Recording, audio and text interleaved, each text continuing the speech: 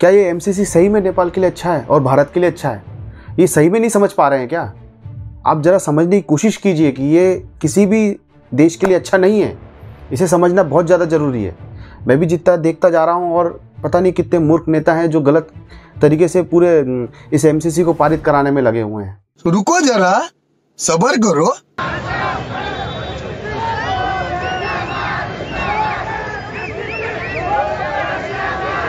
दोस्तों, जिस प्रकार आप देख रहे हैं कि अभी जो एमसीसी को लेकर के बहुत ज़्यादा दिक्कतें पैदा हो रही हैं, और अभी आपने जब थोड़ा सा सिनारियो अगर देखा हो नेपाल के संदर्भ में, तो काफ़ी ज़्यादा दिक्कतें निचले लेवल पे देखने को मिल रही है। और हाल ही में कुछ ऐसी घटनाएं हुए हैं और बहुत ज़्यादा बड़े लेवल पे चीज़ें सामने हुई हैं, तो इसके संबंध में बात करेंगे दोस्तों।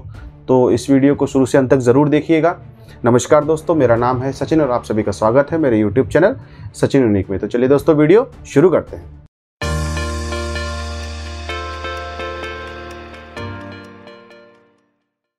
तो दोस्तों, जैसा कि मैंने आपको बताया कि जो अभी एमसीसी को लेकर के बहुत ज़्यादा दिक्कतें पैदा हो रही है नेपाल में, और अभी फ़िलहाल जो अभी मेन दिक्कत यह थी कि जो गवर्नमेंट है वो पूरी तरीके से जो जितने भी लोग विरोध कर रहे हैं एमसीसी को लेकर के ज़्यादा जितने विरोध कर रहे हैं उन सबको पूरा अरेस्ट किया जा रहा है, उन्हें नज़रबंद किया जा रहा है, और जितने भी पॉलिटिकल एनालिस्ट हैं उन सबको नज़रबंद करके मतलब उनसे एक उनका बेसिक अधिकार जो विरोध का है ना, वो छीना जा रहा है।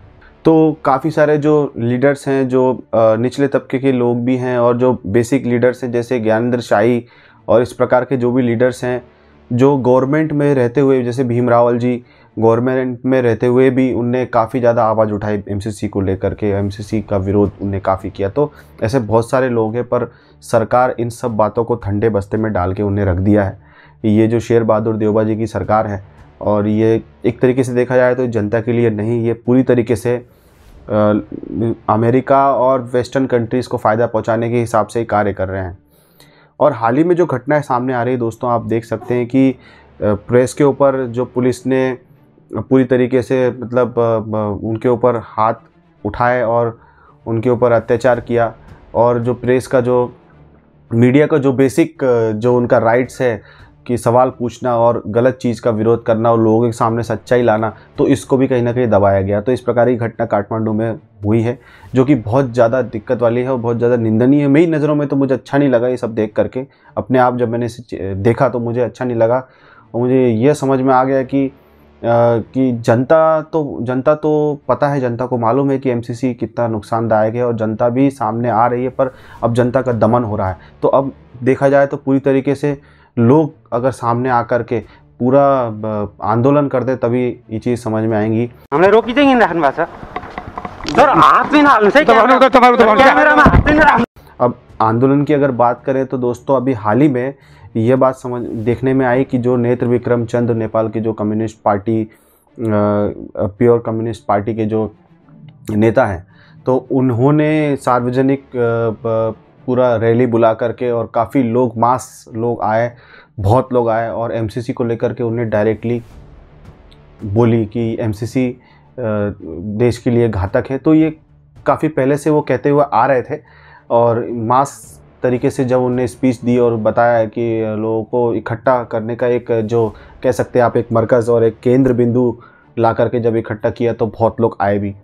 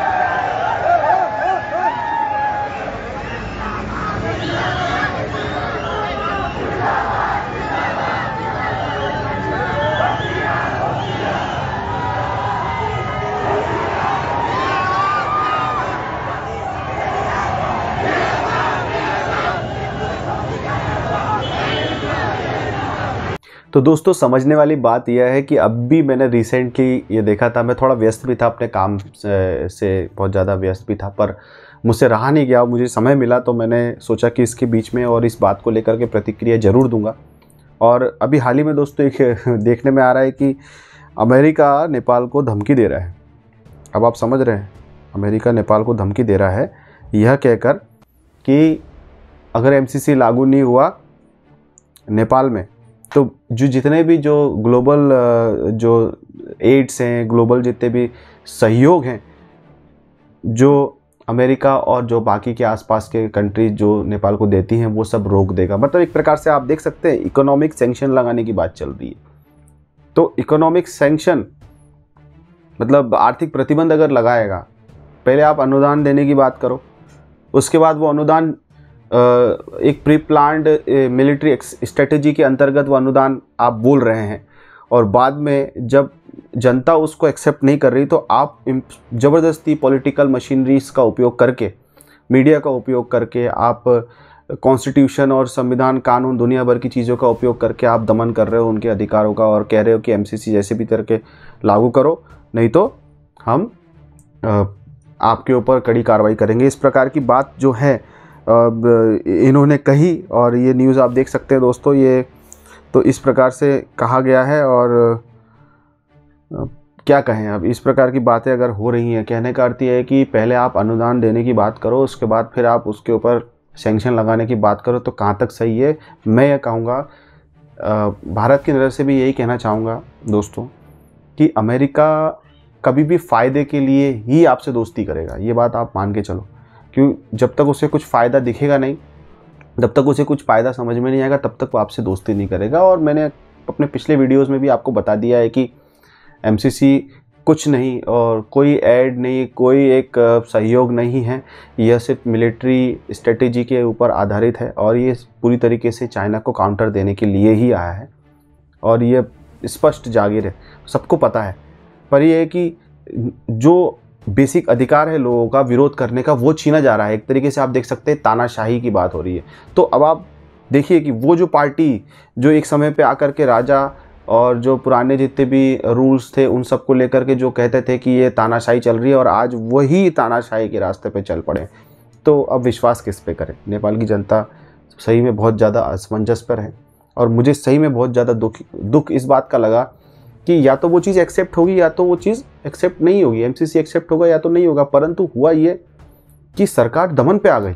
अब आप सोच सकते हैं, अब जल्द से जल्द मैं तो ये कहूँगा कि नेपाल की जनता या तो सिस्टम ही बदले, या तो सिस्टम ही उसको बदलना पड़ेगा, या तो फिर तुरंत कोशिश करे, या एक तरीके से सुप्रीम कोर्ट का दरवाज़ा खटखटाते हुए यह भी कह सकते हैं कि नहीं, हमें चुनाव चाहिए, चुनाव की तरफ जाएं। और अब जनता ही कुछ कर सकती है, जनता के पास अल्टीमेट पावर है, वही कुछ कर सकती है, नहीं तो बहुत दिक्कतें आने वाली हैं। और अब नेपाल एक तरीके से देखा जाए तो फिर अमेरिका का एक सिर्फ सैन्य अड्डा बन के रह जाएगा, और वहाँ पे डेवलपमेंट के नाम पे कुछ नहीं होने वाला। इसका नुकसान डेफिनेटली भारत में पड़ेगा, और जो युद्ध के आसार जो अमेरिका और चाइना के बीच में होंगे, वही युद्ध के आसार भारत और चाइना के बीच में भी होंगे। तो एक तरीके से देखा जाए तो एक युद्ध की भूमि बन के रह जाएगा नेपाल, और इससे ज़्यादा कुछ भी नहीं। मेरे को सही में बहुत ज़्यादा दिल से मुझे बहुत दुख हो रहा है कि इस प्रकार के कृत्य नेपाल के पॉलिटिकल लीडर्स क्यों कर रहे हैं। ये बहुत दुख की बात है, और बस भगवान से मैं ये प्रार्थना करूँगा कि इन सब की बुद्धि खुले, और ये एक घटित होने वाले गलत चीज़ को एक तरीके से देख पाएँ, उसको समझ पाएँ कि ये चीज़ गलत होने वाली है। इसको लेकर के सही विज़न लाना बहुत ही ज़रूरी है। और दोस्तों ठीक है, इससे संबंधित जो भी फॉलोअप है और जो भी चीज़ें हैं मैं आपके सामने ज़रूर रखूँगा दोस्तों। और बहुत ही ज़्यादा सेंसिटिव बात होती जा रही है, और आपको सारी जानकारी हम बिल्कुल देंगे सचिन यूनिक चैनल पर। तो दोस्तों जुड़े रहिएगा। तो दोस्तों अगर आपको ये वीडियो अच्छा लगा हो तो लाइक ज़रूर कीजिएगा। अगर आप मेरे चैनल पर नए हैं तो प्लीज़ सब्सक्राइब करके बेल आइकन पर क्लिक करना ना भूलिएगा दोस्तों। इस वीडियो को शेयर ज़रूर कीजिएगा, हर नेपाली हर भारतीय तक ये वीडियो पहुँचे और उनकी आँखें खुलें। तो दोस्तों फिर मिलूंगा इस प्रकार के अपडेट्स के साथ, इस प्रकार के वीडियो के साथ। तब तक के लिए नमस्कार।